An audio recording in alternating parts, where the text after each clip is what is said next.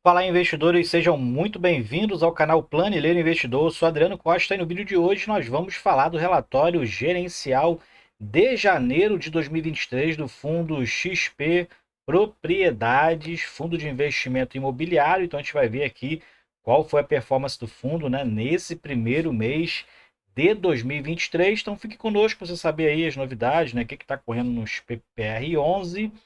E se você gosta desse tipo de assunto, FIF, Agro e FIINFRA é o principal assunto aqui no canal. Então, se inscreva aí no canal, ative as notificações, deixe o seu like, compartilhe esse vídeo com outras pessoas, compartilhe o canal também com outras pessoas aí, outros investidores que você conhece de fundos imobiliários ou amigos que querem aprender a acompanhar os fundos imobiliários no mercado através de relatórios gerenciais, fatos relevantes comunicados ao mercado, é o principal assunto que a gente trata aqui no canal, tá bom? E também vou deixar esse relatório na descrição do vídeo, você baixar, fazer uma leitura mais detalhada aí do fundo, entender os principais pontos, né? Que a gente vai passar aqui muito resumido, e também o nosso grupo do Telegram, o link está na descrição do vídeo. Vamos lá então, XPPR11, fundo de lajes corporativas, né? Mas tem aí a política de investimento também do fundo. O objetivo é lajes corporativas, educação e hospitais, mas hoje investe principalmente em imóveis, todos voltados para lajes corporativas. O fundo tem desde dezembro de 2019, patrimônio líquido do fundo, ó, 545 milhões de reais, e atualmente tem 67.600, pouco mais aí, né, de cotistas na base de investidores. Eu não sou cotista do XPPR 11, né? Fundo que está sofrendo bastante aí, e a gente vai ver, né, por que que o fundo está tendo resultados tão ruins, né? Para quem pegou o fundo lá, um fundo na base 100, que está custando no mercado, o valor de mercado dele está aproximadamente 31 a 32 reais, um fundo na base 100. Então a gente vê aqui realmente que o fundo desvalorizou muito, né? E por que que o fundo está assim, o que que não consegue se levantar, a gente vai ver, né? O fundo tem aí uma alavancagem alta, então a gente vai ver o porquê que realmente o fundo não consegue ter bons resultados. Bom, gestor aqui é a XP Vista Asset Management, né, que tem procurado se movimentar aí para poder mudar a situação do fundo. Vortex DTVM é o administrador, e a taxa de administração provavelmente paga a maior taxa aqui, né? O fundo mantém aí um patrimônio baixo e tem uma taxa de performance de 20% do que excedeu o benchmark, que é IPCA mais 6% ao ano, que provavelmente também não está pagando esse valor. Bom, vamos aqui para os comentários do gestor. Fundo que anunciou distribuição, né, 30 centavos por cota. Fundo que tem a data base do fundo é o último dia útil do mês, né, do último dia útil do mês que ele faz referência. Então ele anunciou proventos de janeiro em 31 de janeiro, que foi o último dia útil do mês, tá? O dividend yield anualizado do fundo está em 11%, com base no valor de mercado que fechou a 32,70. Então, para quem está pegando a valor de mercado, o fundo está até pagando bom dividendo, quase 1%. Agora, quem pegou lá no início, né, em 2020 o fundo estava custando em torno de 90 e poucos reais, 2021 já caiu ali para entre 80 e 70, né? E conforme as vacâncias foram acontecendo, o fundo foi aí perdendo o valor de mercado e confiança dos investidores. Bom, aqui a gente verifica que os rendimentos serão pagos no dia 14, né? Então 10 dias úteis depois, dia 14 do 12, que é terça-feira agora próxima. E o gestor administrador busca aí aplicar, né, um dividendo uniforme, tem praticado aí os 30 centavos desde agosto, se eu não me engano, a gente vai ver mais para baixo. Mas a política de distribuição é essa do fundo, né, distribuir proventos uniformizados no semestre, e só nos finais de semestre fazer aquele ajuste ou para cima ou para baixo, né, para cumprir a legislação, que é obrigado, o fundo é obrigado a distribuir 95% do seu resultado de caixa semestral. E se você quiser aprender um pouco mais da legislação dos FIIs e FIAGROS, Lei 8.668 de 93, 8.668 de 93. Em relação ao setor de lajes, ele fala aqui sobre, né, ainda tem muitos estoques, né, que foram criados, na verdade, muitos prédios comerciais foram construídos durante a pandemia, porque era um período que a Selic estava muito baixa, então era uma oportunidade ali de, inclusive, comercializar esses imóveis também. Então, aumentou o estoque nesse período, e essa absorção ainda não foi observada no mercado. A gente tem acompanhado alguns fundos aqui de lajes corporativas que têm se recuperado aí, alguns ali com 10% de vacância, né, 12% de vacância, mas tem ali se recuperado, e o XPPR 11 ainda está nessa sina aí, né? de ainda estar com a vacância bem elevada, que tem prejudicado o fluxo financeiro e o fluxo de caixa, né, no caso do fundo. Em relação, ele fala que o gestor fala sobre essas questões dos custos, né, a racionalização dos custos, sistema híbrido de trabalho e tal, alguns motivos da pandemia que fizeram com que o ambiente econômico para as empresas operarem presencialmente fosse desfavorável. Alguns até falavam que o home office ia ficar e tal, e as empresas não iam retornar, e é o que não é o que a gente tem observado, as empresas têm retornado para o sistema presencial, claro, também fazendo um sistema híbrido, né? Trabalhando com os dois, o sistema home office trabalhando com o sistema como se fosse híbrido. Bom, o fundo aqui tem as questões, né? Tem procurado fazer as negociações aí, né? Os contratos para poder, principalmente no imóvel novo, né? Recém aí inaugurado, ali na Faria Lima, né? Então, um imóvel bem localizado, um imóvel realmente classe AAA, tem tudo para o fundo aí disparar, né? E aí se recuperar, porque é um imóvel bem localizado, um imóvel bonito mesmo, e o fundo tem 40%, detém 40% da sociedade de propósito específico, dono do prédio. Bom, fluxo financeiro, então o fundo ali, né, nenhuma novidade, 3 milhões de reais de receita de locação, ali o rendimento de caixa 103 mil reais, despesas 880 mil reais, maior que a despesa imobiliária, né, o fundo está com muita vacância, então tem que assumir muitas dívidas ali, condominiais, energia elétrica, água e tudo mais, então isso também eleva as despesas imobiliárias do fundo, né, e as operacionais também aqui, 232.600. O resultado do fundo foi de 2,2, o fundo distribuiu um pouco menos, né? Então aí fazendo uma reserva de caixa e manteve a uniformização dos resultados desde agosto, distribuindo 30 centavos por cota. Mais para baixo a gente vê o resultado financeiro aberto por cota, né? Então o fundo ali teve um resultado um pouco menor do que dezembro em relação às receitas de locação, teve uma redução, mas aumentou em relação aqui aos meses anteriores, né, que estava muito baixo realmente. O fundo fez ali algumas locações nesse período, despesa se manteve ali equilibrada, né? O importante também é o fundo manter essa despesa, né, e baixando conforme a vacância for acontecer, as vacâncias forem se diminuindo, né? Então a gente verifica aí que o fundo tem mantido os resultados de distribuição, inclusive, né? Aqui a gente vê a distância entre o valor patrimonial e o valor da cota. Então o fundo está com o valor patrimonial já bem depreciado desde o início do fundo, né? 74,55, e o valor de mercado fechou janeiro a 32,70. E nesse mês de fevereiro estava girando em torno de 30 a 31,50, né? E a liquidez também do fundo acabou baixando, né? Quem tem o fundo na carteira acaba que fica preso ali no fundo, né, e não ali vendendo para poder não liquidar prejuízo, né? E é o que eu faria, não venderia o fundo se eu tivesse com prejuízo muito elevado, né? Então, o fundo tem aí diminuído a liquidez, a menor liquidez aí desde o início do fundo foi no mês de janeiro, ó, 400 mil de liquidez média diária, então isso aí também é prejudicial, mas muitos segurando a cota aí para não liquidar prejuízo. A liquidez então foi de 9,2 milhões de reais de volume de negociação no mês de janeiro, né? Número de negociações 277 mil, e giro de cotas foi de quase 4%, né? Foi até um pouquinho elevado esse giro de cotas. Rentabilidade do fundo foi positivo, 2,29%.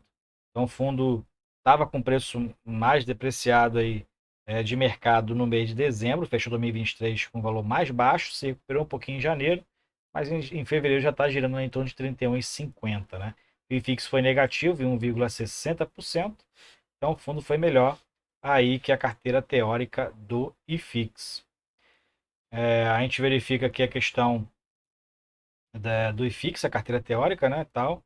E aqui a questão do valor de mercado do fundo, e o valor de mercado mais os rendimentos já distribuídos, então está em 51,82, mas quem pegou o fundo lá próximo do valor patrimonial ainda falta aí caminhar aí um longo percurso, né, longos meses aí para poder pelo menos recuperar o valor que foi investido, né? Investimentos por classe de ativo, a gente verifica que o portfólio do fundo imóveis são 98%, né? E caixa aí tem 2% de caixa. E todos os contratos são contratos típicos, como a gente verifica também aqui, não tem contrato atípico dentro do portfólio. E o maior inquilino do fundo é a Shopee, ó, 23%, que assumiu ali um belo espaço ali no novo edifício, né, do Faria Lima Plaza. Então o fundo hoje depende aí da Shopee em 23% da sua receita, né? A Merck e a Uber também, e a Ciel tem em torno de 10%. Comércio eletrônico então é o principal, que é todo a Shopee, 23%. E o fundo então tem aí alguns inquilinos, né? Inquilinos de mercado, mas um aqui o principal nesse comércio varejista, né? E de comércio eletrônico, né? Correção dos contratos, então a maioria é corrigido pelo IGPM, né? 64%, 36% pelo IPCA e 14% dos contratos vão ser reajustados agora em janeiro, que vai fazer a receita aumentar um pouquinho aí.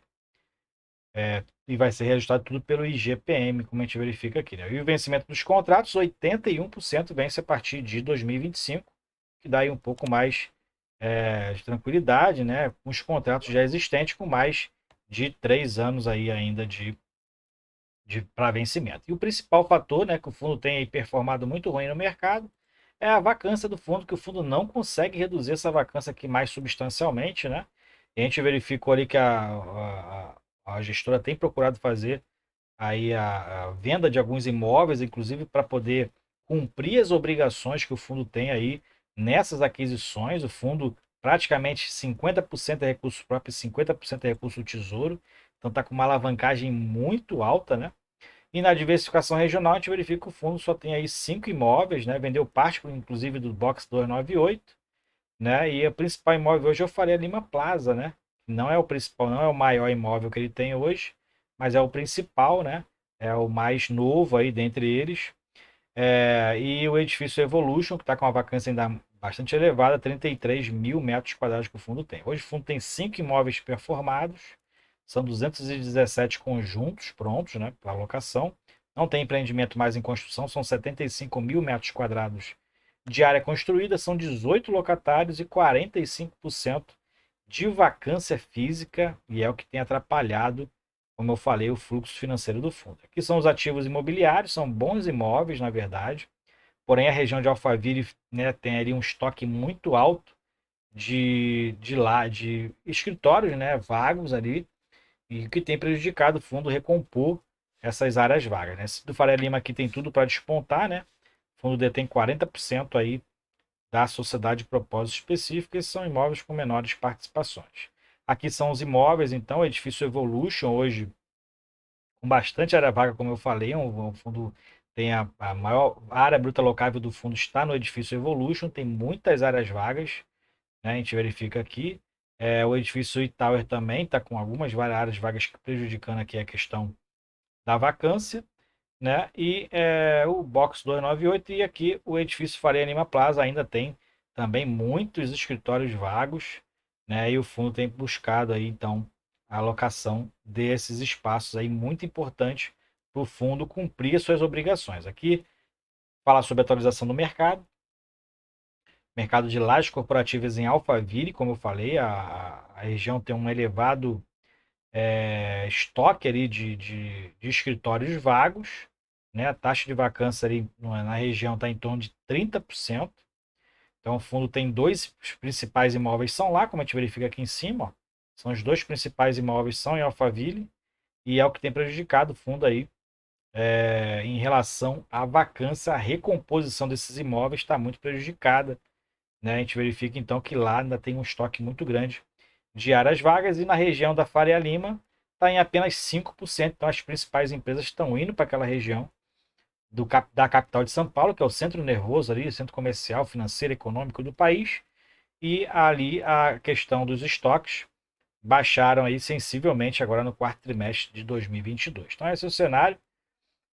O fundo muito prejudicado pela localização dos imóveis, por isso, quando você for investir no imóvel de lajes corporativas, de logística, imóveis de varejo, você tem que observar a questão das localizações, verificar se aquela área estudar realmente, se você for investir principalmente um valor muito alto, ou iniciar ali uma trajetória de investimento de longo prazo, verificar se os imóveis daquele fundo, naquela área onde ele tem os imóveis, se são ali propensos ali a uma evolução, né, um crescimento econômico na região. Porque o que pode acontecer é isso, Alphaville é uma região industrial, né? E que aí durante a pandemia muitos saíram dali. O RECT 11 também foi muito prejudicado com os imóveis de lá e até hoje, maior vacância também do RECT 11, que está em torno de 10%, mas a maioria vem também da região de Alphaville. Então aqui as possibilidades de se tornar contrato e essa aqui é o principal também, além da vacância, né? É a consequência no contas a pagar, né? Já que o fundo não gera as receitas suficientes para cobrir a compra dos imóveis, e exatamente isso aqui é a questão hoje do fundo, né? Então, o principal imóvel que é o Itower, lá em Alphaville, e o Evolution também, que é em Alphaville, o fundo tem uma alavancagem muito alta, né? De obrigação aqui de torno de 400 milhões de reais ainda para pagar nesses edifícios, que estão com a vacância muito elevada. E aqui também ainda tem um saldo a pagar também em relação ao Faria Lima Plaza de 185 milhões de reais. Então, hoje o saldo de contas a pagar do fundo é maior que o seu patrimônio próprio, que ali está em 586 milhões de reais. Então, isso aqui é o principal pedra aí no sapato do XPPR11, a alavancagem muito alta e os imóveis onde eles financiaram não estão com a vacância muito alta, não cumprindo o fluxo financeiro aí para pagar as obrigações. E ainda tem esse saldo residual a pagar também do Faria Lima Plaza, né, de 65 milhões de reais. Então, essa situação do XPPR11 hoje, se você é investidor, né, tenha paciência, né? O fundo aí pode despontar de novo, né, mas tem que ter realmente paciência para poder não liquidar prejuízo, né? Eu não liquidaria prejuízo, ficaria recebendo realmente ali. E não tem que se fazer, você vai sair mais prejudicado se você vender. E pode ser que o mercado vire, né? A gente sabe que renda variável é assim. Pode ser que o mercado vire e aí daqui a 2, 3 anos esse valor pode ser recuperado aí em poucos meses, ok? Então, se você gostou do vídeo, deixe seu like, se inscreva no canal e compartilhe com a gente o que você acha do XPPR11, se você é cotista dele, qual o percentual da sua carteira hoje. Fiquem com Deus, até o próximo vídeo. Tchau, tchau.